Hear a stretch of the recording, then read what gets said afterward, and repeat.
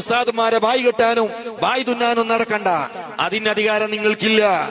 പള്ളിയിൽ പ്രസിഡന്റ് ആവുക, സെക്രട്ടറി ആവുക, കമ്മിറ്റി ഭാരവാഹിയാവുക എന്ന് പറഞ്ഞാൽ പള്ളി ഭരിക്കാൻ അധികാരം ഇവിടെ ആയിരിക്കില്ല. പള്ളി അള്ളാന്റേതാ. പള്ളി അള്ളാന്റേതാണ്. അള്ളാന്റെ പള്ളിയിൽ അധികാരം ആയിരിക്കുള്ളത്. നീ പള്ളിന്റെ ഒരു ഖിദ്മത്ത് എടുക്കുന്ന ഖാദിമ മാത്രമാണ്. പള്ളിയിലെ ഒരു ജോലിക്കാരൻ മാത്രമാണ്. അതുകൊണ്ട് ഞാൻ പ്രസിഡന്റാണ്, സെക്രട്ടറിയാണ്, മറ്റേതാണ്, വലക്കയാണെന്നൊക്കെ പറഞ്ഞിട്ട് അഹങ്കാരം കാണിക്കേണ്ട ആവശ്യമില്ല. ഞാൻ പള്ളിയുടെ ഖാദിമ മാത്രമാണ്. ഈ ചിന്തയാണ് ഏതൊരു കമ്മിറ്റിക്കാരന്റെ ഹൃദയത്തിൽ ഉണ്ടാകേണ്ടത്. ഉസ്താദുമാരെ തൊള്ളകെട്ടാനും ബായി കെട്ടാനും ലോകത്ത് ഒരാളും അതിന് പോകേണ്ടതില്ല. ഞാൻ എന്റെ ജീവിതത്തിൽ ഇതുപോലെ ഏത് പണക്കാരനെയും റബ്ബിന്റെ തൗഫീഖ് കൊണ്ട് ഇന്ന് വരെ ഒരു പണക്കാരനും പേടിച്ചുകൊണ്ട് ദീന് പറയുന്നത് തൊട്ട് മാറി നിന്നിട്ടില്ല. ഒരു സലഫിക്കെതിരെ പ്രസംഗിക്കുന്നത് തൊട്ട് നിർത്തിയിട്ടുമില്ല.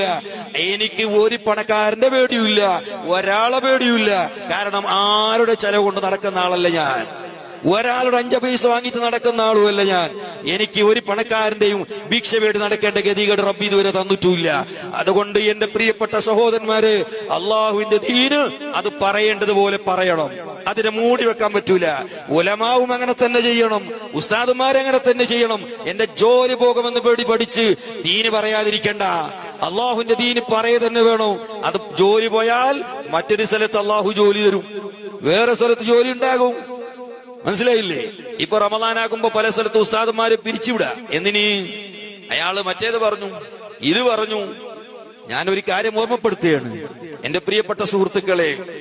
അള്ളാഹുവിന്റെ പള്ളികളിൽ ഉസ്താദുമാരെ അനാവശ്യമായി പിരിച്ചുവിടുന്ന ചില ഫിത്ന ഉണ്ടാക്കുന്ന ചില ആളുകളുണ്ട്.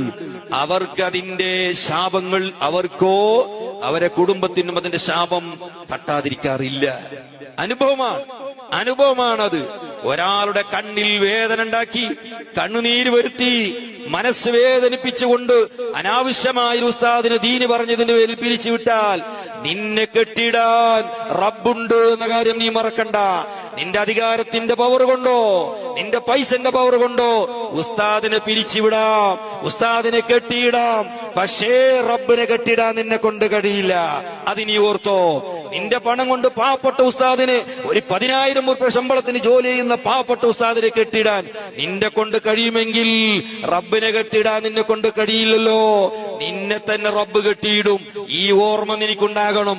ഞാൻ ഓർമ്മപ്പെടുത്തുന്നത്, അള്ളാഹുവിന്റെ ദീന് പറയുന്നതിന് തൊട്ട്, സുന്നത്ത് ജമാഅത്ത് പറയുന്നതിന് തൊട്ട് ഒരാളും ഒരാളെയും തടുക്കണ്ട. അള്ളാഹുവിന്റെ ദീന് പറയട്ടെ, അത് ദീനുള്ളതാണ്. ദീനുള്ളത് പറയണം, അത് ജനങ്ങൾക്ക് എത്തിച്ചു കൊടുക്കണം. അപ്പോഴേ അവരവരെ ഉത്തരവാദിത്വം നിർവഹിച്ചരാവുകയുള്ളൂ. അതുപോലെ